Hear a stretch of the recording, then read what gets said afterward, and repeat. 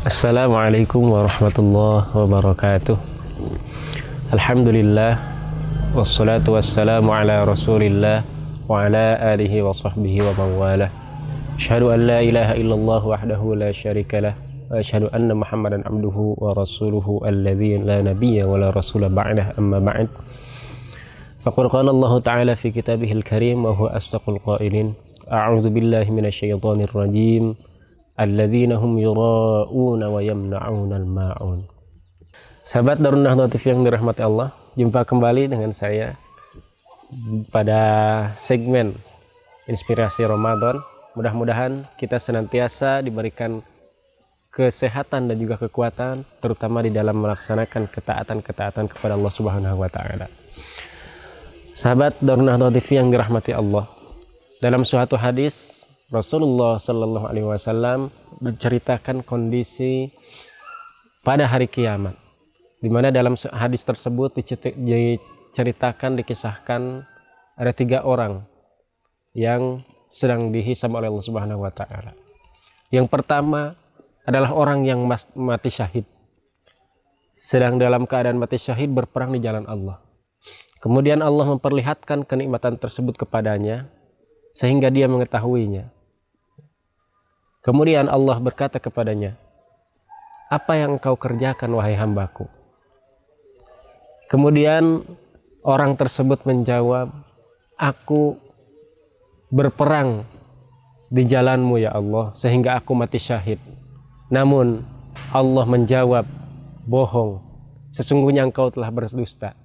Engkau ikut berperang di jalan Allah karena ingin disebut sebagai orang yang pemberani. Dan sekarang engkau sudah mendapatkan hal tersebut." Dalam hadis tersebut dikatakan fasuhiba faulqi hatta ulqiya finnar. Kemudian dia dicampakkan oleh Allah dan dia dilemparkan ke neraka. Kemudian ada orang yang kedua, yaitu orang yang dia belajar terhadap ilmu agama.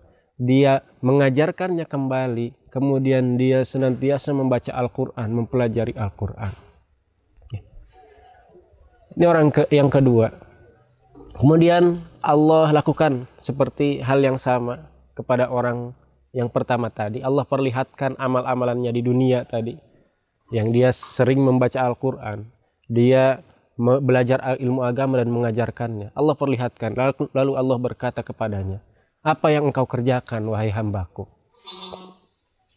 Kemudian orang tersebut menjawab, "Aku mempelajari agama, aku mengajarkannya kembali semata-mata mengharap keridhaan-Mu ya Allah." Tetapi Allah menjawab, "Bohong, sesungguhnya engkau berdusta. Engkau mempelajari agama, engkau mengajarkannya, engkau membaca Al-Quran karena ingin disebut orang yang alim, ingin disebut sebagai qori, ingin disebut sebagai orang yang senantiasa baca Al-Quran." Kemudian lanjut kepada orang yang ketiga. Allah memperlihatkannya juga amal-amalan dia, yaitu Allah berikan harta yang berlimpah kepadanya. Allah berikan kenikmatan yang luar biasa kepadanya. Kemudian Allah lakukan seperti orang yang pertama dan kedua, yaitu Allah bertanya, "Apa yang engkau lakukan wahai hambaku dengan harta-harta yang aku berikan kepadamu?" Maka orang tersebut menjawab, "Tidak ada suatu jalan yang di jalan tersebut engkau menyukai untuk aku berinfak, maka aku berinfak pada jalan tersebut." Lalu Allah pun menjawab, "Bohong, engkau berdusta, sesungguhnya engkau berinfak bukan karenaku," kata Allah, "tetapi karena ingin disebut orang yang dermawan, ingin disebut orang yang baik." Sahabat Darun Nahdlatul TV rahimakumullah, dalam hadis tersebut digambarkan permisalannya 3 orang yang mereka itu sebetulnya beramal untuk amalan akhirat. Yang satu berperang di jalan Allah sehingga dia mati syahid. Yang kedua, dia belajar dan mengajarkan agama Allah dan membaca Al-Quran. Yang ketiga, dia senantiasa berinfak, berwakaf di jalan Allah. Namun amalan-amalan tersebut semuanya kandas, semuanya habis, semuanya hancur diakibatkan satu sifat, yaitu sifat riya. Sifat ingin dilihat oleh orang lain, ingin dipuji oleh orang lain, sehingga bukannya mendapatkan pahala daripada amalan tersebut, yang seharusnya orang yang mati syahid masuk surga tanpa hisab, justru dilemparkan kepada neraka. Itulah bahaya daripada sifat riya. Belum lagi sifat riya juga merupakan sifat orang-orang yang mendustakan agama, sebagaimana di dalam surat yang sudah kita hafal, surat Al-Ma'un, ara'aital ladzi yukadzibu biddin.